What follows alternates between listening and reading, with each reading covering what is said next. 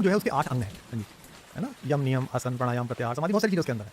लोग अक्सर ध्यान को, प्राणायाम को योग समझ लेते हैं। इसलिए भगवान श्री कृष्ण ने गीता में योग की डेफिनेशन देते हुए कहा है, योग है कर्मशु कौशलम, the perfection of in your job, in your profession, whatsoever you are doing, that is yoga. What New Gen used to term as yoga because of English pronunciation, it is YOG, not A, it is योग। तो कर्मशु कौशलम कैसे, मतलब जैसे मैंने पहली बार योग को अपने जीवन में घटित होते कब देखा? इट वॉज 2006 और 7 आई होप।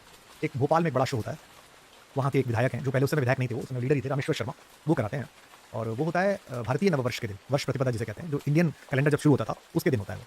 पहला जो प्रोग्राम था उसी से तभी से मैं उसे कर रहा था, अब बहुत दिनों से नहीं गया हूँ। हज़ारों हज़ार लोग होते हैं कभी सम्मेलनों की तरह, 50,000, 60,000, 70,000, 1 लाख आदमी दूर तक सुना होता है। तो चीफ मिनिस्टर भी स्टेज पर बैठे हुए थे, बहुत सारे पॉलिटिशियंस बैठे हुए थे, बहुत सारे पोइट्स बैठे हुए थे, और मैं लास्ट में अपनी कविता पढ़ रहा था जी।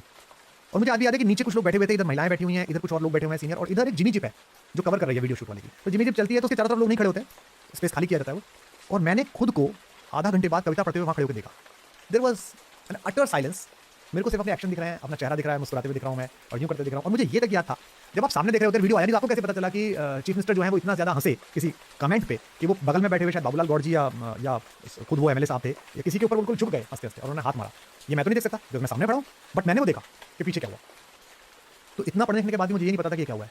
और फिर ये लगातार होने लगा, ये कई शोज़ में होने लगा, मतलब हर दूसरे तीसरे शो में। इंजीनियरिंग कॉलेज में लॉ लग गई, हो गया। जयपुर में मैंने देखा, मदन मोहन मालवीय शायद वो कॉलेज है, इंजीनियरिंग कॉलेज में परफॉर्म करा था, वहाँ हो गया ऐसा। गाते में होने लगा ये।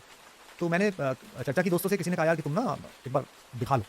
तो मैं एम्स के न्यूरोलॉजी डिपार्टमेंट में दिखाने के लिए गया। उन्होंने मुझे मशीन में डाला वाला टक टक टक टक सब कुछ कराया। डॉक्टर सुमित शायद थे, बड़े न्यूरोलॉजिस्ट इंडिया के।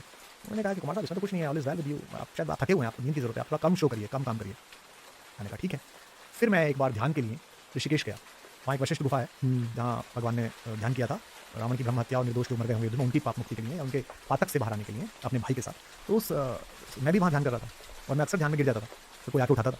तो वहाँ एक रामकृष्ण मिशन के एक 90 वर्ष के साधु थे, जो पहले केरल में आईएएस रहे थे, पावर ग्रिड कॉर्पोरेशन में, बाद में साधु गए। उन्होंने मुझसे टूटी फूटी हिंदी में कहा कि you want to ask something, this is the last day tomorrow you are living, so why you are living with the baggage of questions. Ganga के किनारे रात को घूमते समय तो I ask humbly, Swami ji ये दो लाइफ में मेरी प्रॉब्लम चल रही है। एक मेरी आदत को लेके, ये आदत मेरे अंदर आ रही है और जिससे मैं असहमत हूँ, और एक ये बात। तो उन्होंने मुझसे कहा अरे ये तो लाइटमेंट है, इट्स वेरी डिवाइन, ये तो रेयर लोगों को होता है कि वो खुद को देख सके दृष्टा भाव से। तेरे को हो रहा है, भगवान खुश हो गया है तेरे पे। मूर्ख लाखों लोगों में किसी में होता है, ये करोड़ों में होता है। Keep it, continue it. So मैंने कहा हाउ टू कंटिन्यू इट? बोले इसमें डीप जा, बाहर मत आ, वहीं खड़ा रह जहाँ वो बंदा खड़ा था, जिम जिम चलाने वाला।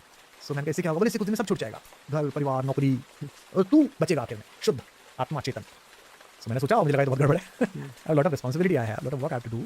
सो मैंने फिर क्या करा कि खुद से बात करके उसे ब्रैकेटेड करना शुरू किया कि मेरा ध्यान का समय ये रहेगा, जगह ये रहेगी, चीज़ ये रहेगी। तो मेरा ध्यान अक्सर लगता है क्रिएटिविटी में। जैसे मैं गीत लिखता हूँ तो ध्यान लग जाता है। मतलब 3 घंटे की फ्लाइट है, 8 घंटे की फ्लाइट है लंदन की हिथ्रो की, या 5 घंटे की सिंगापुर की फ्लाइट है, और मैं गीत में उतर गया आखिर के 2 घंटे में, एक नया गीत लिखने लगा। अब वो जनरली बिजनेस क्लास में बंदी जो आती हैं वो ज़्यादा आपको टोकती टाकते नहीं है, वो देखते हैं बेल्ट बंधा हुआ है, ठीक है, ज़्यादा कुछ नहीं। और ऐसा मुझे पता नहीं चला कि फ्लाइट उतर गई, क्योंकि लैंड होना अपने आप में प्रोसेस है। कुछ होने लगता है यहाँ पर, और आप संभालने लगते हैं, आपको लगता है मैं गिर तो नहीं जाऊँगा, और अच्छी सी लैंडिंग हो गई, और मुझे पता ही नहीं है कि लैंडिंग हो गई है। और पीछे से मेरा मैनेजर आके मुझसे कह रहा है कि सर चलिए, और तब तक मैंने बैठ नहीं खोली अपनी। ये ध्यान है कि आपके पड़ोस से कोई आदमी खड़ा हो गया, इधर से पीछे कोई खड़ा हो गया, और आप लगे हुए हैं इस गीत में, आप इसमें इंट्यून हो गए हैं। सो आजकल ध्यान लगता है मेरा अक्सर क्रिएटिविटी में, लिखने में, और अब ध्यान लगता है स्पिरिचुअल चीज़ों में, कि मैं मानस पढ़ रहा हूँ और मेरे को कोई अर्थ खुल गया उसका, तो मैं भूल गया कि मैं कहाँ बैठा हूँ, और इतना भूल गया कि मैं दिन भूल गया, रात भूल गया, जगह भूल गया, मुझे निकलना था ये भूल गया। मैंने कहा है कि मैं 4 बजे जूम कॉल करूँगा, और 3:15 बजे मेरा ध्यान लग गया। अब फ़ोन बज रहा है, उधर दूसरा बज रहा है, फिर मेरे ड्राइवर को फ़ोन किया गया है बाहर, मैनेजर को फ़ोन किया गया है कि भाई वो जरा देखो उनकी बात थी, फिर वो आया कि सर 6:30 बज गए। तो ये जो टाइमलेसनेस हो गई, जो कि गिनती में है बिल्कुल, 3:30 से 6:30 कैसे बज गए, और अभी आपको लगा ही नहीं कि 6:30, आपने तो लंच भी स्किप कर दिया, आपको भूख ही नहीं लगी, तो इसका मतलब एक्जिस्टेंस भी लैप्स कर गया आपका। तो यही ध्यान है, और यही योग निद्रा है मेरे लिए। स्टेट ऑफ फ्लो जो क्रिएटिव प्रोफेशनल्स के लिए एक तोहफे की तरह होता है, भगवान के तोहफे की तरह होता है। मतलब एक्सेल करते हैं, जैसे आपके पॉइंट जुड़ते चलते हैं ना, जो नेटवर्किंग की मार्केटिंग की नेटवर्किंग होती है, उसमें पॉइंट जुड़ते हैं, ये प्रीमियम हो गया, ये एमरल्ड हो गया, ये ऐसे हो गए। तो मुझे लगता है कि भगवान जब आपको क्रिएटिविटी के किसी तल पे पहुंचा रहा होता है, धीमे धीमे सोचने के, साधना के, तो आपको वो ईज दे देता है काम करने की। अब काम कर मैंने समय रोक दिया। तो पहले मैं बहुत सोचता था कि 700 श्लोक संस्कृत के भगवान ने सुनाए अर्जुन को, धर्मक्षेत्र कुरुक्षेत्र से लेके, और हम त्वा सर्व पापेभ्यो मोक्षयिष्यामि मा शुचः श्रीमद् भगवद गीता में। तो उस समय बाकी लोग क्या कर रहे होंगे, क्योंकि सैन्यों मध्य, सेनाओं के मध्य में हे अच्युत मेरा रथ ले चलो, ये कहा अर्जुन ने। वहाँ खड़े होकर वो कांपने लगा कि ओ माय गॉड, चाचा को कैसे मारूं, गुरु जी को कैसे मारूं, और उसके हाथ से धनुष गिर गया, उसके होंठ कपकपाने लगे, उसका गला सूख गया। और भगवान ने कहा तू बैठ बेटा, मैं तुझे सुनता। और भगवान ने उसको खड़े होकर 700 श्लोक सुनाए। तो मैं छोटा बच्चा था, थोड़ा बड़ा होता है, क्या अच्छी बात है, 700 श्लोक सुनाए, आज भी गीता पढ़ने में इतना वक्त लगता है। तो वो क्या कर रहे थे उधर, वो देख रहे थे धृतराष्ट्र क्या सुना रहा है, ये अपना दुर्योधन, वो देख रहा था कर्ण क्या, अर्जुन क्या कर रहा होगा। अब मुझे पता चला दैट वाज टाइमलेसनेस, कि टाइम था ही नहीं, उन दोनों के संवाद के बीच में टाइम नहीं था, बिकॉज़ दैट वाज एब्सोल्यूट ध्यान, दैट वाज एब्सोल्यूट योग। Because Yogeshwar was talking about yog to a yogi. One of the finest yogi he created, that was Arjun. And words जैसे कहते हैं ना फाइनेस्ट नेक्टर ऑफ योग, दुनिया का अमृत, that is Shrimad Bhagavad Gita, and the source of that nectar the almighty god, he was performing, वो बता रहे कि कैसे करना है बेटा, मेरे दोस्त मेरे भाई जो दोस्त भी है उनका वो उसको बता रहा है। तो एग्जिस्टेंस जीरो हो गया, टाइम जीरो हो गया, और जैसे कहते हैं समय उसका बोध, जगह का बोध वो जीरो हो गई। योग के लिए ये 3 चीज़ें चाहिए आपको, ये 3 जीरो हो जाए टाइम रुक जाएगा। तो वो भगवान है, तो उन्होंने बड़ा लंबा समय लिया, मेरे को थोड़ी थोड़ी इसकी झलकियाँ लगती रहती हैं। अक्सर मैंने नोटिस किया कि जो सबसे बेस्ट कलाकार होते हैं उनके अंदर दुख होता है, पर आपके अंदर मुझे दुख बिल्कुल महसूस नहीं होता। दुख क्या है? तो जब सूरज बहुत गर्म था, उससे पृथ्वी टूटी थी, वो दुख था, वो टूटना था। उस टूटने से एक नई दुनिया तैयार हुई। जो बीज नीचे टूटता है ज़मीन के अंदर दबा हुआ, वो भी टूटा है, और उससे एक नया पेड़ तैयार हुआ। बादल से जो बूंद टूटती है, वो भी उससे टूट के गिरती है, और वो ज़मीन पर गिरती है, और ज़मीन पर लोग खुश हो जाते हैं, फसलें पैदा होती है। माँ की गर्भनाल से जुड़ा हुआ जो बच्चा 9 महीने तक उसको महसूस करता है, वो बाहर आते ही माँ से टूट जाता है, दुख है उसका, लेकिन उसको एक नई जिंदगी मिलती है। तो मैं अंदर से खूब टूटा हूँ। I have been cheated by lot of people. मुझे बहुत लोगों ने बहुत दुख दिया। I have been cheated in love, I have been cheated in my profession.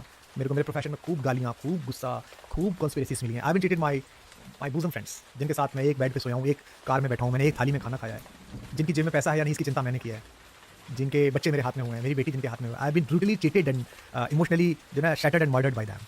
But मेरे चेहरे पे ये खुशी और ये प्रसन्नता इसलिए है कि मैंने उस दुख को एनर्जी बनाया है, मैंने उस दुख को अपने रेल इंजन की शक्ति बनाया। वो जो आग उन्होंने मेरे को सौंपी थी, मैंने उसमें अपनी क्रिएटिविटी का कोयला डाला और भाप बनाई, मैं उसको लेके भग गया। मैं उसमें काफ़ी तपा हूँ, और मैंने उसकी निगेटिविटी भी महसूस की अपने अंदर, एक बार कई बार महसूस की, अब भी आ जाती है कई बार उसके शेड्स। खिड़कियाँ तो अभी खुली हुई हैं, गेट बंद है, आपके चेहरे पर वो बिल्कुल दिखाई नहीं देता। मैं उनसे लड़ता हूँ कि नहीं ये नहीं आने दूंगा, मैं ये नहीं होने दूंगा। तो जैसे मेरा एक शेर है कि हिम्मत का सागर लांघो तो लहर लहर जयकारा होगा, दिल टूटे या एटम टूटे दुनिया में उजारा होगा। एटम का मॉलिक्यूल टूटता है, आप उसे बम बना लेते हैं निगेटिव थॉट के साथ, और हिरोशिमा नागासाकी में आप लाखों लोगों को युद्ध के समापन के बाद मार देते हैं, सिर्फ अपनी ईगो को मसाज करने के लिए कि हमने जापान को नील डाउन करा दिया। एटम का बम ताकत आती है आपके अंदर, और आप जो हैं दुनिया को तबाह करने की धमकी देने लगते हैं। लेकिन एटम की ताकत मिलती है आपको, और आप एक एटमिक पावर स्टेशन लगाते हैं, और गाँव में जो एक जनरेशन मिट्टी के तेल में पड़ी थी या चांद की रोशनी के नीचे पड़ी थी, उसी बच्चे के सिर पे एक बल्ब जगमगा रहा होता है, जिसमें वो दुनिया देखने की कोशिश कर रहा होता है। सो इट्स ऑन यू कि जो एनर्जी आपको मिली है, the energy the world rendered in you now it is even by this podcast, how you are transforming to generations, to the people around you, that is the beauty. Self pity को लेकर आप कुछ कहना चाहोगे? Self पिटी उसको भी address करना चाहिए, मेरे को बहुत होती है, मतलब मेरे को दुख भी होता है, और मेरे को खुद की कमजोरियों पर भी गुस्सा आता है कई बार। जैसे अभी लास्ट जो सेल्फ पिटी मुझे हुई वो मणिपुर में हुई, when those videos are faced and I was watching those videos, mister I was feeling so helpless. मुझे इतना गुस्सा था, मुझे लग रहा था कि मैं क्या कर सकता हूँ, मुझे लगता था, मैं उन्हें जानता नहीं हूँ लड़कियों को, मेरा मेरा मुझे लगता था कि मैं कोई जो मुझे महंगे से महंगा शॉल मिला हो, अब तो वो पुराना हो गया वीडियो, पर फिर भी मेरे दिमाग में क्या ख्याल आ रहा था कि जो मुझे महंगे से महंगा शॉल मिला हो या मैंने खरीदा हो, मैं उसे लेके जाऊँ अकेले में, वो मुझे जाने भी ना कि मैं कौन कुमार विश्वास हूँ, और मैं उन्हें वो शॉल उड़ाऊँ, उनके गले लग के रोलूँ थोड़ी देर, उनसे कहूँ कि मेरी बहन हो, तो मेरी बेटी हो, मेरी माँ हो, गलती हो गई, इन लड़कों से ये जानवर हैं, बस माफ़ कर देना, कोई बददुआ मत देना इस दुनिया को, इस पृथ्वी को, तो क्षमा कर देना, कभी ना कभी सुधरेगा, मैं आशा ही करता हूँ। ऐसी सेल्फ पिटी होती है। कई बार खुद के यूज़ किए जाने पर भी गुस्सा आता है, पर फिर मुझे लगता है कि शायद एग्जिस्टेंस ने इतना हिस्सा रखा था कि ये यूज़ होगा। जैसे गोल्ड है, वो 24 कैरेट के गोल्ड का गहना नहीं बनता, उसकी अंगूठी नहीं बनती, तो उसमें 1 कैरेट 2 कैरेट आपको तांबा मिलाना ही पड़ता है। तो 22 कैरेट होता है, इस पर 24 लिखते हैं वो। तो अगर वो 2 कैरेट के तांबे को अंदर लेने से गोल्ड मना कर दे कि नहीं मैं तो 100% शुद्ध रहूँगा, तो फिर उसका कोई उपयोग नहीं होगा, किसी सुंदरता को अच्छा नहीं कर पाएगा। तो मुझे लगता है कि मेरे 24 कैरेट जो अंदर है, उसमें कई बार दुनिया का 2% ये कलुष, ये गंदगी आ जाती है। तो मुझे लगता है भगवान शायद मुझसे ऑर्नामेंट बनवा रहा है, मेरी ज़िंदगी को ऑर्नामेंट बना रहा है, ताकि मैं अपने जाने के बाद भी रोशन रहूँ, लोग देखें, सीखें, जानें, या मेरा ठीक जजमेंट कर सकें। सो उसको फिर मैं कन्फेस कर लेता हूँ। दुख का भी कर्तव्य होता है?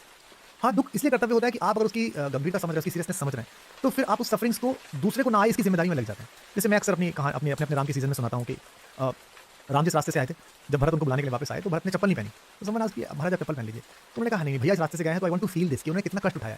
और उधर दूसरी तरफ राम वनदेवी को बुला के बोलते हैं कि मेरा एक काम कर दो, कि वो कहती है अरे भगवान आप काम बोल रहे हैं बताइए आप, तो वो कहते हैं कि रास्ते के ना सारे कांटे हटा दो, इस रास्ते से मैं आया हूँ। तो बोले क्यों, आप तो आ चुके, बोले मेरा छोटा भाई भरत है, उनको ढूंढता हुआ आएगा, तो उसको कांटे नहीं लगने चाहिए।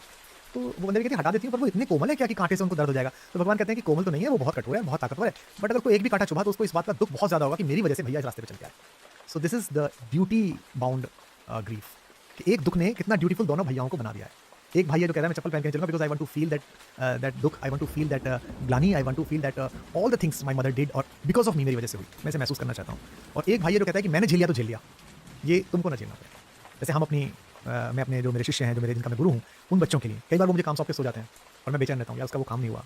या जैसे आप जब पढ़ते होंगे, मैं जब पढ़ता था, या मैं शुरुआत के सिमरन में था, आप बिना रिजर्वेशन बाथरूम के पास सूटकेस पे बैठ के जा सकते हैं, but your mother is going, your wife is going, you can't do that. आपको चाहे ट्रेन खरीदनी पड़े, आपको चाहे टीटी के चरणों में लेटना पड़े कि ना माँ जा रही है, एक सीट दे दे, बिकॉज आप वो दुख झेल सकते हैं, बट आपको जो प्यार करते हैं, जिन्हें आप प्यार करते हैं।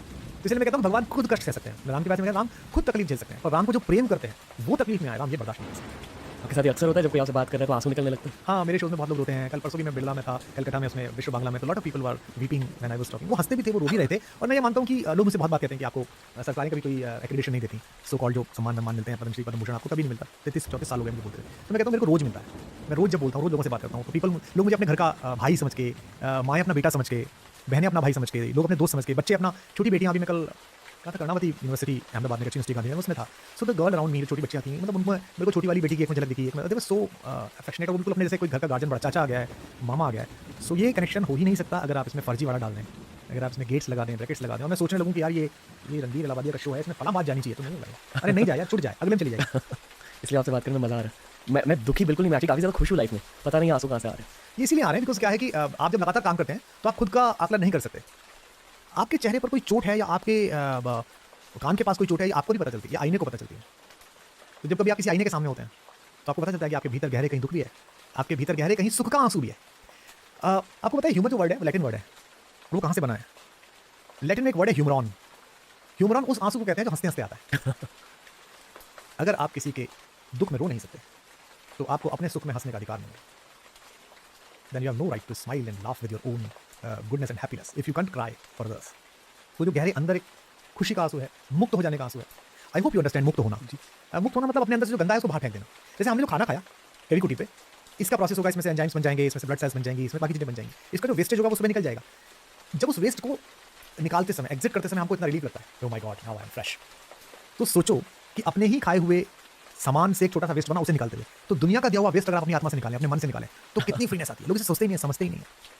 और जो भी धार्मिक चीज़ों के बारे में बात करते हो, आई एम श्योर कि आपकी लाइफ में एक पॉइंट था जहाँ आपने उन्हें खुद के लिए पहले अपनाया, वहीं आपकी ट्रांसफॉर्मेशन हुई। अगर हाँ तो ये कब की बात है? बेसिकली तो ये वो 2006-2007 का वक्त है जब मैं एक्सेल कर चुका था एज ए पोइट। हिंदी कवि सम्मेलन में मेरा बड़ा संघर्ष था कि मुझे नंबर 1 कवि बनना है। I have to be the number 1 poet. अब नंबर 1 पोइट के क्राइटेरिया क्या होते हैं? वो होता है कि उसका पेमेंट सबसे ज़्यादा होना चाहिए, होता है कि उसके पास सबसे ज़्यादा शो होने चाहिए, ये होता है कि उसके पास सबसे ज़्यादा ऑडियंस होनी चाहिए, उसकी परफॉर्मेंस बाकी सबसे ऊपर होनी चाहिए। कोई 25 मिनट में बैठ जा रहा है, कोई 35 मिनट में बैठ रहा है, वो 1 घंटा 1.5 घंटा तालियां ही तालियां बजा रहा है, उसकी रिकॉल वैल्यू बहुत होनी चाहिए। अगर वो अहमदाबाद शो करने गया तो अहमदाबाद में साल भर में उसके पास 40 शो आने चाहिए। So I was working hard for it from 2000। और उससे भी पहले शुरू तो कैरियर काफ़ी जल्दी शुरू कर दिया था मैंने। पर बचपन में आप आध्यात्मिक नहीं थे? नहीं, बचपन में अपनी माँ की वजह से आध्यात्मिक था। आध्यात्मिक क्या होता है कि मुझे क्या सिखाया गया था? झूठ मत बोलो, किसी का चुराओ मत, ये गलत हो गया है, ये कीड़ा आ गया, इसको हड़का के बाहर निकाल दो, मारना नहीं है इसको। यही आध्यात्मिकता है ना। बचपन में हमारे घरों में यही आध्यात्मिकता है, या भगवान का ध्यान कर लो, बैठ जाओ, क्योंकि वहाँ तो ब्रेड एंड बटर की समस्या ही छाई हुई रहती है उन घरों में। सो मुझे 2004 में वो अचीव हो गया जिसके लिए मतलब मैं लगा हुआ था।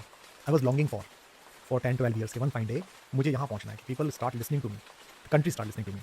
सो जो हमारे यहाँ के उस समय के सबसे बड़े पेड पोइट थे, as a very popular person and I respect him like anything and he loves me like anything. तो मैंने उनसे पूछा, 2004 का एक शो था, कि आप अपने पैसे बढ़ा लीजिए। मैंने चाचा जी बोलता हूँ, सुरेंद्र शर्मा जी, अभी नोज इट। मैंने कहा चाचा जी आप अपने पैसे बढ़ा लीजिए। तो उन्होंने सोचा क्यों ऐसे बोलते हो? मैंने कहा वो मेरे को ना अपने पैसे बढ़ाने हैं और मेरे को दे रहा है सामने वाला, और आपके बराबर अच्छा नहीं लगता, लोग क्या कहेंगे। उन्होंने कहा इस मत सोच लोग क्या कहेंगे, आई एम हैप्पी। मेरे प्रोफेशन में कोई इतने पैसे पाएगा तो बढ़ा ले, और मेरे को पता है मेरे को लोग कितने देंगे। तो मैंने with due permission of the best artist around at the time on stage I stilled it up. So वो चलने लगा, फिर और चलने लगा, फिर जब मुझे परमिशन मिली और मैं ले रहा हूँ तो और बढ़ने लगा। तो 4-5 आते आते आप बहुत चलते हैं, बहुत चलते हैं, बहुत चलते हैं, एवरेज पे कोई रुकता नहीं है, घर नहीं बनाता। शिखर की सबसे बड़ी प्रॉब्लम ये है कि वहाँ से लौटना पड़ता है। कहते मैं चढ़ना चाहता हूँ, मैं अचीव करना, अब क्या कर लिया, नाउ आईएएस बनना था बन गया, अब प्रधानमंत्री बनना था बन गया, अब अच्छा कर लो एंजॉय प्रधानमंत्री बनने को, कर लो एंजॉय आईएएस बनने को, कर लो नंबर 1 पॉडकास्टर, नंबर 1 पोइट बनने को, कितने दिन करोगे, बोर हो जाओगे। अब यहाँ से लौटने के 2-3 तरीके हैं कि एक तो आप उस लौटने को अपना डिमोशन मानते चलो, अरे सर हमारा एक ज़माना था, कोई नहीं था, हीरो नहीं चलता था, ऐसे वो फिर फ्रस्ट्रेशन, नेगेटिविटी, जो कि बॉम्बे में बहुत है, बहुत ज़्यादा। वो पूरे टाइम आप उनसे मिलिए, वो यही बातें करते रहते हैं। बॉस मेरी 2002 में फिल्म आई थी, ये तो कोई खड़ा नहीं मिलता था और ऐसा के वो था, वो सब बिकॉज वो जब भी ग्लोरीफाइड पास्ट के बारे में बात कर रहे हैं तो बेसिकली उनका वर्तमान का जो समय प्रेजेंट है वो इतना दरिद्र है, इतना कमजोर है कि वो उसकी वजह से उसे जस्टिफाई करना। मुझे ये करना नहीं था। तो नाउ जो एनर्जी आई है, जो आप पहुंचे शिखर पे, अब इसको आप ऊंचाई अचीव करनी है कि कंपटीशन से बाहर आ जाइए। So I rendered and surrendered and deputed all of my business, all of my things to my office कि भाई आप जानो शो कैसे बुक होगा, कितने पैसे होंगे, घर को कितने चाहिए, ऑफिस को कितने चाहिए, तुम्हें कितने चाहिए, मुझे कितने चाहिए, let me do my work. So वहाँ से स्पिरिचुअल सफ़र सोच कर शुरू हुआ। फिर ज़रूरत थी ज़िंदगी की, क्योंकि पिताजी ने सदा ये सिखाया था कि 4 पैसे बचाओ, घर बनाओ, बच्चों को अच्छे से पढ़ाओ। उन्होंने बेचारों ने कम से कम रिसोर्सेज में, मेरी माँ ने इतनी तपस्या करी, मेरे फादर ने, कि बच्चों को इतना अच्छा पढ़ाया। तो मेरे भी 2 बेटियाँ, इनको अच्छे से पढ़ाओ। And I am lucky enough, मेरी वाइफ जो है वो बहुत ही सपोर्टिव, जिसे कहते हैं ना बहुत ही क्लियर हार्टेड, ऐसी महिला जिसकी ज़िंदगी बड़ी सीधी, नो कॉम्प्लिकेशंस। तो उसका बहुत सपोर्ट रहा, तो एक स्मूथ वे पे आ गई। बीच में ये टाइड चलते रहे, कॉन्स्पिरेसीज, बदनामियाँ, मुकदमे, जेल, दामिनी आंदोलन, सड़क पे लड़ना, लाठी खाना, आपके साथ चीटिंग हो गई, ये हो गया, चलता रहा। पार्ट ऑफ लाइफ मान के मैं एक ऑब्जर्वर की तरह, गीता में आता है दृष्टा भाव। Ranveer is doing this podcast, Ranveer इसे खड़ा देख भी रहा है कि इज रणवीर डूइंग गुड और नॉट, और बीच बीच में आके समझा रहा है। मैं दृष्टा भाव के साथ करता रहा, जर्नी इज गोइंग ऑन। आप दोनों मिले कैसे? ये बहुत ही खूबसूरत किस्सा है, मेरा राजस्थान में गवर्नमेंट कॉलेज में सिलेक्शन हो गया। तो वहाँ क्या होता है, पब्लिक सर्विस कमीशन सिलेक्शन करता है आपका इंटरव्यूज लेके, एग्जाम्स इंटरव्यूज जो भी होते हैं, उसके बाद वो आपको कॉलेजेस अलॉट करता है। तो मेरे को जयपुर में रहना था। तो at that time there was a minister of education, मतलब he loves me because of कवि सम्मेलन। मैं कोटा जाता था, उनको बहुत पसंद था। Late Lalit Kishore Chaturvedi is very reverend, very great, very popular leader of. तो मैं उनको जानता ही था। मैं उनके ऑफिस घर चला गया, मैंने कहा दादा मेरा सिलेक्शन हो गया, मैं असिस्टेंट प्रोफेसर हो गया, बहुत अच्छा बहुत अच्छा। तो मैंने कहा मेरे को जयपुर में कोई कॉलेज दे दीजिए। तो इस साइड जयपुर में कोई कॉलेज ही नहीं है गवर्नमेंट का, तो प्राइवेट कॉलेज है, और सबसे नियरेस्ट कॉलेज शाहपुरा में है। जयपुर के पास एक 20-30 किलोमीटर की जगह है, और वहीं सब नौकरी करते हैं, डेली जयपुर से जाते हैं, आ जाते तू भी वहाँ कर ले। मैंने कहा सही, बिल्कुल ये दे दीजिए, मुझे जयपुर ही रहना है। उन्होंने डायरेक्टर हायर एजुकेशन को बोला कि इसको जयपुर दे दो, बच्चे को बहुत अच्छा लगा। ये डायरेक्टर हायर एजुकेशन शायद उनसे खुश नहीं थे, या पता नहीं क्या चल रहा था। उन्होंने मुझसे बुला के पूछा कि शाहपुरा जाना चाहते हो? मैंने कहा हाँ सर, मैं लेटर भिजवा दूँगा, जाओ। आई केम बैक माई प्लेस, मैं दिल्ली वापस आ गया। राजस्थान में 2 शाहपुरा हैं, एक शाहपुरा जयपुर के पास है, और एक शाहपुरा जयपुर से बहुत दूर भीलवाड़ा जिले में, बिल्कुल रिमोट में था। तो थोड़ा फिर भी सड़क पे आ गया, बहुत रिमोट में था। सोचो अपने 30 में कितना था। उसने मेरे को शाहपुरा भीलवाड़ा अलॉट कर दिया। मैंने गॉट दिस लेटर। उस टाइम तक मुझे पता नहीं चला, मैं जयपुर से पहुंच गया, हो सकता है जिला भीलवाड़ा लगता हो, मुझे क्या पता था। मैं पहुंचा, जिनके यहाँ मैं गया वो भी हिंदी के बड़े प्रोफेसर थे, हमारे रिश्तेदार हैं, बहुत अच्छे लेखक हैं, हेतु भारद्वाज जी। मैंने उनसे कहा मौसा जी मेरे को अपॉइंटमेंट मिल गया और मैं शाहपुरा ज्वाइन करूँगा। तो उन्होंने कहा कहाँ है लिखाओ। बोला भाई ये वाला थोड़ी है, वो तो वहाँ है, उसमें तो 4 घंटे की यात्रा लगेगी, 4.5 घंटे की। मैं तो ऊपर से नीचे गिरा और मैंने अपने आप को बहुत कोसा। मैं मिनिस्टर के पास गया, मिनिस्टर ने मुझे कहा यार मैं अभी तो ज्वाइन कर ले, मैं करा दूँगा, अभी पॉलिटिकल सीन ऐसे चल रहा है, इलेक्शन आ रहा है, मैं करा दूँगा। इलेक्शन 4 महीने 5 महीने बाद थे, 4 महीने। तो मिनिस्टर साहब वाज सो ओवरलोडेड। 4 महीने करा, मैंने सोचा यंग आदमी क्या फ़र्क पड़ता है। मैं चला गया शाहपुरा, मैंने ज्वाइन किया। सो स्टाफ रूम में कुछ यंग और नए असिस्टेंट प्रोफेसर्स मिले, माय वाइफ वाज देयर। उसने 10 दिन पहले ज्योग्राफी में ज्वाइन किया था, वी गॉट इंट्रोड्यूस्ड, हम बातचीत करते रहे। उसके बाद फिर 6-8 महीने में ऐसा मौसम बना कि मैं क्यों शाहपुरा छोड़ता। उसके 1.5-2 साल बाद हम लोगों ने शादी कर ली। तो एक जो सरकारी गलती थी वो ज़िंदगी की खुशनसीबी बन गई। सरकारी गलती या भगवान की चाल? भगवान ने सोचा कि हाँ यहाँ जाके वो मैं तो यही मानता हूँ, कहाँ वो अजमेर की, कहाँ मैं दिल्ली के आगे गाजियाबाद तिलक का लड़का, और कैसे मैं वहाँ पहुँचा। और फिर मतलब बड़ी ही जैसे कहते हैं फेरी टेल जैसी है। और आपको ये कैसे पता था कि ये मेरी वाइफ है? क्योंकि उससे पहले मैं तय कर चुका था कि I am not going to marry anyone. मेरी लाइफ में बहुत अंधेरा था, बहुत डिप्रेशन था, मेरा प्यार खत्म हो चुका था, और मैं सोचता था कि मैं शायद इस काम के लिए नहीं बना हूँ, मुझे सिर्फ कविताएं लिखनी है, प्रोफेसर बनना है, और ज़िंदगी इतनी सरल होती नहीं है दोस्त, ऐसा मैं सोचता था। But I got introduced to a girl जिसके लिए ज़िंदगी बहुत ही सरल थी। मतलब 1 + 1 = 2, कुछ था ही नहीं, एकदम कोई ऊपर नीचे नहीं। सो हम पहले दोस्त बने। हम 4 लोग थे, जिनमें एक बड़े लीडर हैं टीचर एसोसिएशन के, वो भी राजस्थान में रहते हैं अजमेर में। एक मेरी वाइफ थी, एक IFS हो गया, कुछ 4-5 नए लड़के थे, वो जुड़े तो वी गॉट फ्रेंड्स, और वो मेरी तरफ आकर्षित हुई और मैं भी दोस्त की तरह आकर्षित हुआ। धीमे-धीमे वो करण जौहर फिल्म स्टाइल में हमको पता चला कि नहीं दोस्ती नहीं है, दिस इज लव, और this is inseparable love. So we decided later in 2 years. मतलब मैंने उस सबसे बचने के लिए अपना ट्रांसफर करा लिया। I got transfer to Bharatpur कि यार बड़ा कंफ्यूजन है, आई एम नॉट श्योर इधर I have to marry or not. But one fine day there was a call in me of eternity. उनकी तो थी ही, तो मुझे लगा कि नहीं, अगर नहीं करनी तो बात लगे, लाइफ में किसी के साथ रहना है तो दिस इज द गर्ल जिसके साथ लाइफ तुम जैसे आदमी की कट जाएगी, जो इतना अजीब तरह से सोचता है, वियर्ड, कभी कुछ करने लगता है, कभी कुछ करने लगता है, बट शी इज क्यूट है ना, ये चला लेगी, निभा लेगी भाई तेरे यार तुझको।